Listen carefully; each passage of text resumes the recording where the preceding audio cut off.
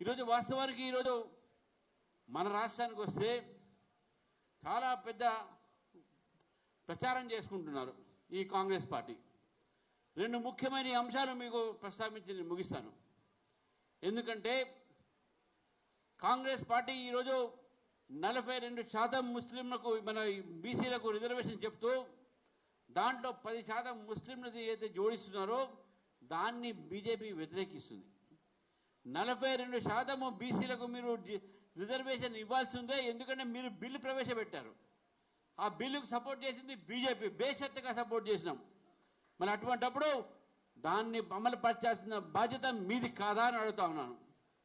Bill తెచ్చిన తర్వాత ఇప్పుడు దాంట్లో లీగల్ రుచుకులు ఉన్నాయి, షెడ్యూల్ 9లో పోవాలి, మీరు మాకు మద్దతు పలకండి అనేటటువంటి మాట ఇప్పుడు ఎందుకు వస్తుంది?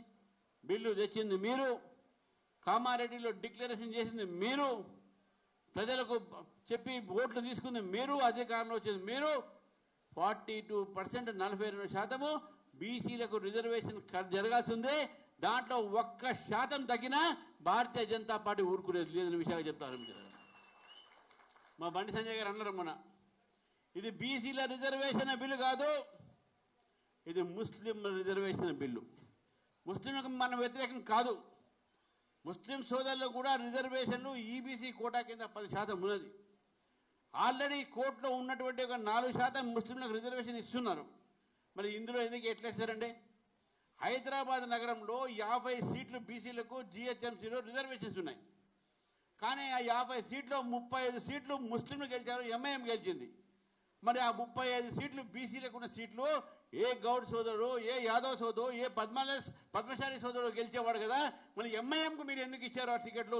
35 సీట్లు మన బీసీలకు నష్టం జరగలేదా అని చెప్పి మిమ్మల్ని అడుగుతా ఉన్నాను మిత్రులారా ఈరోజు. కాబట్టి అటువంటి ఒక నేపథ్యంలో కాంగ్రెస్ పార్టీ మోసం చేస్తూ వాళ్ళు చేయలేరు, చేయరు, చిత్తశుద్ధి లేదు. కాబట్టి భారతీయ జనతా పార్టీ మీద, కేంద్ర ప్రభుత్వం మీద వాళ్ళు నెట్టేటువంటి ప్రయత్నం చేస్తూ ఉన్నారు. మీకు చిత్తశుద్ధి ఉంటే మీరు బీసీ బిల్లును ప్రవేశించండి. మీరు ఆర్డినెన్స్ పంపించారు, ఆర్డినెన్స్లో ఏం పెట్టారు? ప్రజలకు ఏం వాగ్దానం చేస్తున్నారు? ఎప్పటి వరకు బీసీ డిక్లరేషన్ చేస్తారు? ఎప్పటి వరకు బీసీ రిజర్వేషన్ చేస్తారు? మొన్న అసెంబ్లీ అయిపోయి కూడా చాలా కాలం అయింది. మీరు అధికారంలో వచ్చి 19 నెలలు అయిపోయింది. మీరు చేసినటువంటి వాగ్దానాలు పూర్తి ఎందుకు చేయట్లేదు? ఒకవైపు రైతులు బాధపడతా ఉన్నారు, రైతు బంధు రాక రైతు బంధు బంద్ అయిపోయింది. ఇప్పుడు ఏదో స్థానిక ఎన్నికలు వచ్చినాయి కాబట్టి ఏదో 2 విడతలు చేస్తూ ఉన్నారు. మిత్రులారా, ఈరోజు నరేంద్ర మోదీ గారు ఏదైతే ప్రధానమంత్రి కిసాన్ సమ్మాన్ యోజన ఉందో, దేశవ్యాప్తంగా అర్హులైనటువంటి ప్రతి రైతుకు ఎక్కడ కూడా బంద్ చేయకుండా ఇచ్చిన మాట వాస్తవమా కాదా అని చెప్పి మనం అడుగుతున్నాను. ప్రధానమంత్రి నరేంద్ర మోదీ గారు తీసుకునే ప్రతి పథకము ఈరోజు గ్రామీణ ప్రాంతంలో, తెలంగాణలో ఈ యొక్క ఖమ్మం జిల్లాను మనం చూస్తున్నాం, 4 చోట్ల కూడా ఖమ్మం చుట్టూ కూడా 4 జాతీయ రహదారులు వచ్చినాయి, గ్రీన్ వేస్ వచ్చేసినాయి. ఇక్కడ జరుగుతున్నటువంటి అభివృద్ధి కార్యక్రమాలు కూడా జాతీయ రహదారుల ద్వారా జరిగిన విషయాలు మనం చూస్తూ ఉన్నాం.